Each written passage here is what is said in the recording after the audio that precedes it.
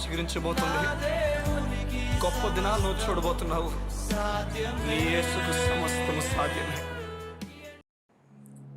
Good morning దేవుని కుమారుడా, good morning దేవుని కుమార్తె, special good morning to you.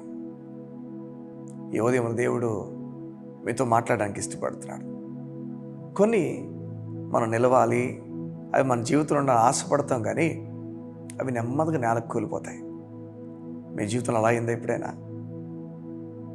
మనం ఆశపడినవి మనతో ఉండవు, అవి నేలకు కూలిపోతాయి, కిందకి పడిపోతాయి. ఇదేంటి కిందకు పడిపోయిందని చెప్పి ఆలోచించే లోపే అది భూమిలో కలిసిపోతుంది. ఈ ఉదయం దేవుడు మీతో మాట్లాడుతున్నాడు. ఒక విత్తనానికి ఉన్న బలం మీకు చెప్తాను, జాగ్రత్తగా వినండి. అది నేలలోనే మొలుస్తుంది, అది నేలకు వెళ్ళాల్సిందే. ఎప్పుడైతే ఒక విత్తనము నేలలోకి వెళ్తుందో అది ఒక పంట అయిపోతుంది సంగమా. అది నీవు అనుకున్న ఆలోచనకి భిన్నంగా కొత్త ఆలోచన అయిపోతుంది. అది నువ్వు చూసింది కేవలం విత్తనమే, కానీ దాన్ని బయటకు వచ్చేది, దాని నుంచి వచ్చే మొలక ఒక వృక్షం అయిపోవచ్చు, ఒక చెట్టు అయిపోవచ్చు. దానిపైన ఆకాశ పక్షులు వాలి సమృద్ధిగా ఉండొచ్చు. అది అనేక మందికి దాహం తీర్చొచ్చు, ఆకలి తీర్చొచ్చు, ఎన్నో పనులు చేయొచ్చు. అది ఈరోజు అనుకుంటున్నారు ఇంకా పడిపోయింది, కిందకి లెగదని, ఇంకా అవ్వదని. దేవుని రాజ్యంలో దేవుని లేఖనాలు చెప్తున్నాయి, ప్రతిదీ కూడా ప్రభు మీద ఆధారపడి వెళ్తున్నప్పుడు పడిపోయిన దాన్ని కూడా, పోయింది కూడా రెండంతలకు వెనకిస్తాడు దేవుడు. యోబు గురించి మనకు తెలుసా? తన భార్యకు మాట ఉంటుంది, ఇంతకు కోల్పోయిన తర్వాత కూడా అవసరమా నీకు దేవుడు? ఇంత నువ్వు కృంగిపోతున్న సమయంలో, చిల్ల పెంకు పట్టుకొని గీక్కుంటున్న సమయంలో, గోక్కుంటున్న సమయంలో అవసరమా దేవుడు నీకు? ఒకసారి ఆ దేవుణ్ణి నువ్వు శపించడం నేను చూడాలంతే. దేవుడు నీకు శపించడం చూడాలి. బాగున్నప్పుడు చూసారా, కుటుంబం ఉంటుంది పక్కన, బాగున్నప్పుడు అందరూ ఉంటారు. బాగున్నప్పుడే కదా ఇష్టాసారంగా ప్రవర్తిస్తారు. అన్నీ బాగున్నప్పుడు మన చుట్టూ డప్పులు కొడతారు. బాబు ఎంత బాగున్నావు, నువ్వు ఎంత మంచివాడువో, నువ్వు నీలాంటి వాడు లేడు సార్. ఒకవేళ బాగోపోతే ఇంకా లేదు, ఇంకా డబ్బులన్నీ పట్టుకెళ్ళిపోతారు, ఇంకా మనతో ఎప్పుడు మాట్లాడడానికి ఇష్టపడరు. నేల కూలిపోయిన విత్తనంగా ఈ వ్యక్తి జీవితం ఉందని గుర్తుపెట్టుకోలేని సమయం.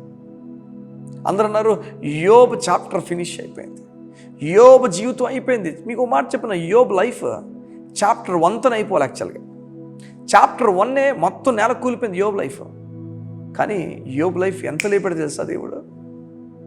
యోబ్ లైఫ్ని ఎలా లేపాడు చెప్పనా? ఎన్నో చాప్టర్స్ తర్వాత చూస్తే యోబ్ బ్రతికున్నాడు. ఏమైతే కోల్పోవడానికి రెండంతల ఆశీర్వాదం దేవుడు ఇచ్చాడు. యోబ్ లైఫ్ బెస్ట్ ఎగ్జాంపుల్. మనకి కోల్పోయిన దాన్ని వెనక తిరిగి ఇచ్చే దేవుడు మనకున్నాడని బెస్ట్ ఎగ్జాంపుల్ ఇస్తుంది. ఈరోజు ఒక విత్తనం కింద పడిపోయిందా మీ జీవితంలో? ఏదైనా ఒక సమస్య కిందకి పడిపోయిందా? అది ఫలించబోతుంది.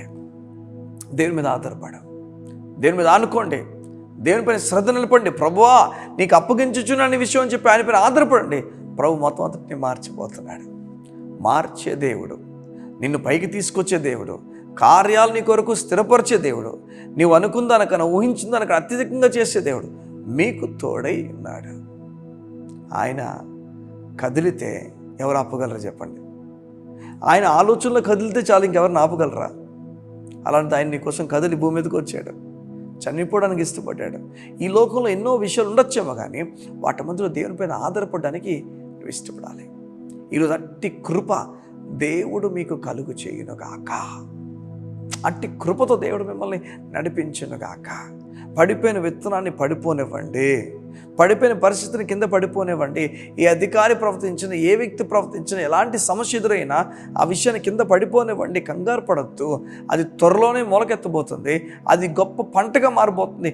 నీకు ఆశీర్వాదం కానీ కీడు కాదు, అది నీకు మేలే కానీ కీడు కాదు. గుర్తుపెట్టుకో, ప్రభు నీ కొరకు మేలునే దాచించాడు, కీడు కాదది. ప్రభు నీ కొరకు మేలు దాచించాడు, ఘనమైన కార్యాలు చేయబోతున్నాడు. ఆ కార్యాలతో మీరు నింపబడాలని ఆశపడుతున్నాడు ఆయన. అట్టి కృపతో మీరు ఆదరించబడి ముందుకు నింపి నడిపించబడుతురుగాక. ఆమేన్. కళ్ళు మూసుకుందాం, ప్రార్థన చేసుకుందాం.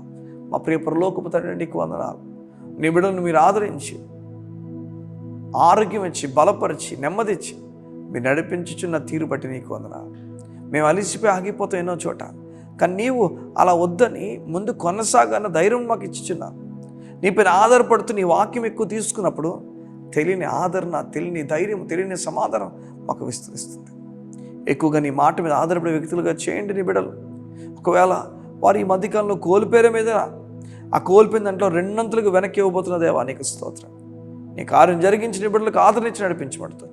యేసు పరిశుద్ధ నామమున ప్రార్థించి అడిగి వేడుకున్న మా ప్రియ పరలోకపు తండ్రి, ఆమేన్, ఆమేన్, ఆమేన్.